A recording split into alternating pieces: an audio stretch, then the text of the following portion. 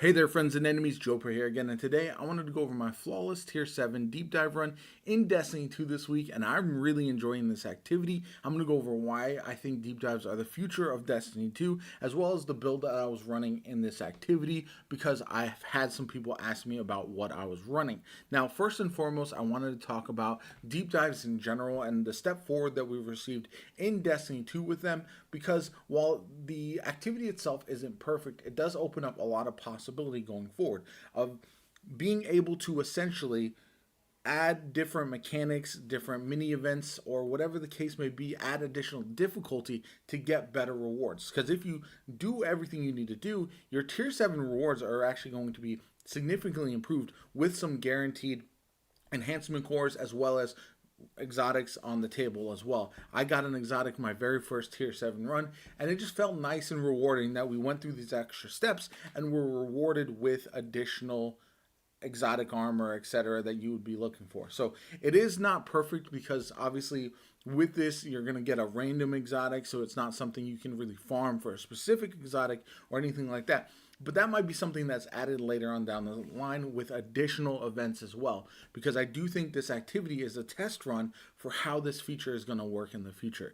And being able to add that difficulty layer while still allowing more casual players to do the seasonal activity still without worry is a nice change, because as a casual based game, Destiny struggles with finding additional difficulties, additional things to reward players with while keeping it within the same activity structure. And that's really where we've seen it in the past with regular raids versus hard mode raids. We've seen it with Grandmaster Nightfalls versus regular Nightfalls, all that kind of stuff.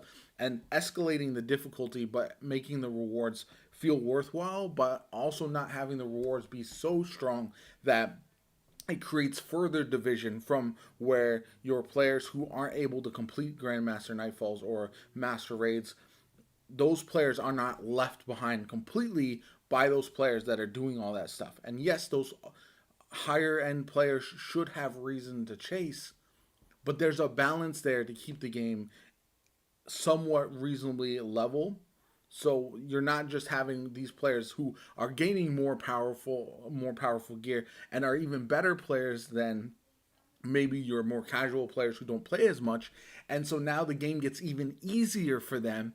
And so the gap widens further and the content has to be changed around even more. And that's a struggle that I feel like Deep Dives is the first iteration of potentially solving that and allowing for this. Even with randoms, a ping system would be fantastic in my opinion, in order to allow this to be a little bit easier to kind of let randoms know if they want to do this, that it is available. However, not really necessary in my opinion, because there's plenty of ways to get around that at this point. I just think it would be a nice quality of life change in the future to have a ping system that allows you to really let people know this is what you should be doing, because I've seen it in strikes and gambit and all kinds of different activities. Communicating with randoms is so difficult, and also there are many who take for granted what everybody in the community knows, right? There's a lot, because I'm tuned into what's happening in Destiny 2.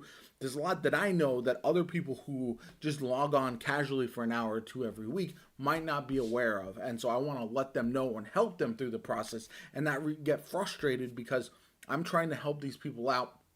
They're not understanding. There's a barrier to communication there, and it just all falls apart. So we're both end up getting frustrated by this activity instead of just benefiting from having a ping system or something like that. So overall, I really like this activity. I think it's one that I'll be grinding a lot. I think the reward system is solid, but could be improved on, like I said, with some targeted farming. We do get seasonal activity weapons and all that kind of stuff, as well as seasonal rank advancement on top of getting exotics as well, if you're able to get to that tier 7. So that's very nice. There is a good baseline for rewards there. And I do like the activity in general. I do think it is a lot of fun, and I'm looking forward to how they iterate on this in the future as well. As far as the build that I was running, I was so thankful for Arc Warlock or Arc Titan. I don't know why I'm thinking Warlock right now, but Arc Titan to have Insurmountable Skullfort be viable again. Arc melee kills grant health and melee energy. This is so nice because I can just run around and punch everything and never have to worry about staying alive, because especially in more difficult content, just having knockout where you have the health regeneration is nice, but having you get a burst of health as well from the Skullfort is even better. You're also going to be amplified, and you're going to have the arc melee regeneration, because the nice thing about the Insurmountable Skullfort is that you can use it when you're doing the shoulder charge, but if somehow, and this happens quite a bit in harder content, you use a shoulder charge, you don't kill an enemy, you actually can use your standard melee to have it be charged up and have it count towards not only your Skullfort, but also knockout as well.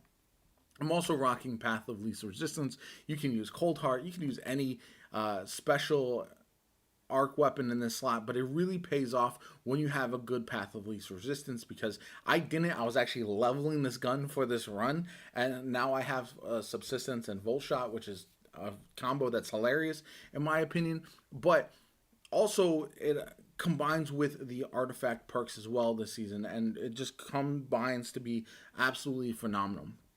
Arc funnel blows while you're amplified. Summon a burst of lightning that damages and jolts your targets. This is tremendous because it works with your abilities, but also your weapon. So you combine your Path of Least Resistance with your shoulder charge that gets you amplified, and you can use this pretty much endlessly to destroy mobs. Then you also have like lightning strikes twice for additional grenade energy. You've got amped up, so you're gaining damage resistance while amplified. You're also healing when you're getting your melees. You can see why this is relatively easy to stay alive with. You also have something like Thunderous Retort for additional super damage, as well as Electric Armor to stay amplified longer while your arc subclass is equipped. All of those combined to work really, really well. Briefly just going through my subclass here, I'm using Fist of Havoc, Seismic Strike. I haven't used this a lot in PvE. I miss it. I'm glad it's back on the menu. Rapidly defeating targets with your arc damage makes you amplified, which is fantastic. You also blind with this, which comes into play as well with some of your fragments. I've got my Pulse Grenade. I've got Touch of Thunder to enhance my Pulse Grenade for those ionic traces, as well as knockout. Then moving on down, I've got my Fragment Smirk of Beacons. While you're amplified, your arc special weapons final blows create a blinding explosion.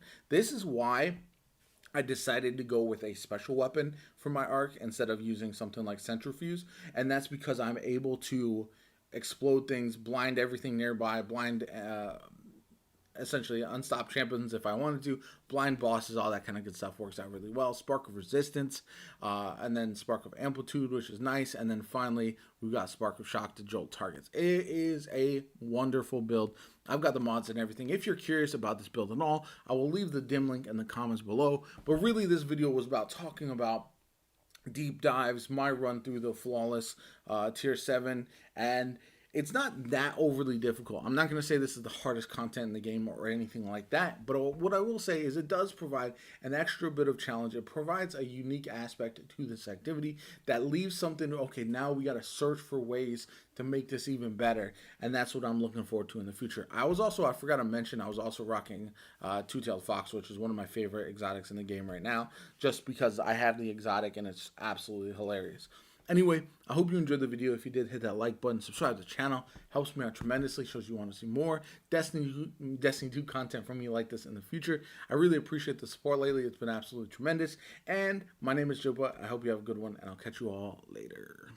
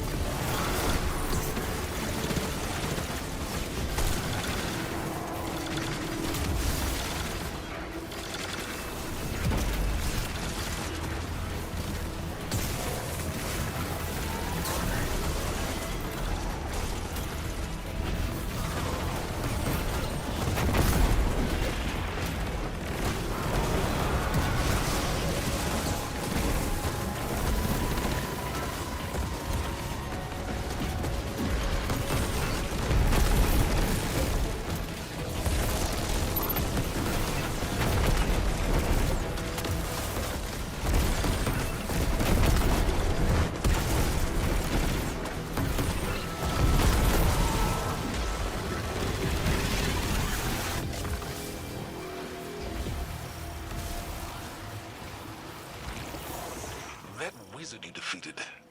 JoPaWrites, how their name? Kudazad.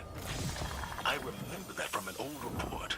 Still have a mind like a steel trap, sir. Kudazad was a field captain for Savathun before Titan went dark. And now they serve JoPaWrites?